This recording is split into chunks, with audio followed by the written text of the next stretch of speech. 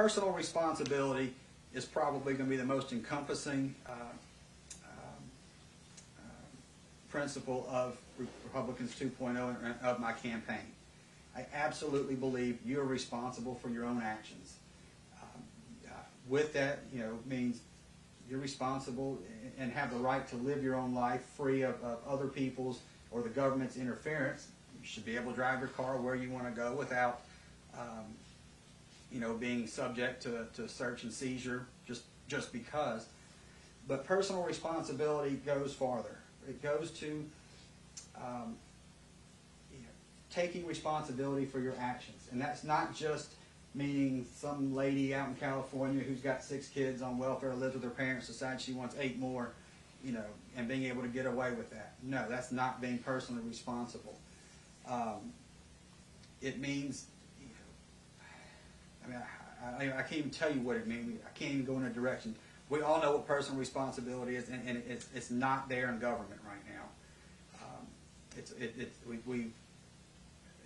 Government is telling you that it's not your fault anymore. You lost your house, it's not your fault. Even though you went out and speculated or whatnot, it's not your fault. It was the bank's fault. It was that executive's fault. We're going to punish him.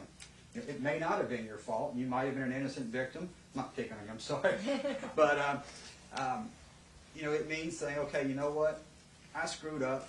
I made a mistake, and I'm going to step up to the plate and take my lickings, take my spanking if I have to. And in politics, that means if I go up there and I screw up, I'm going to come back to you, apologize, and resign.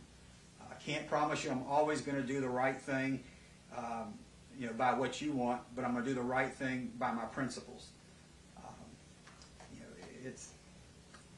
I think no matter what issue is out there, you can always tie it back to personal responsibility.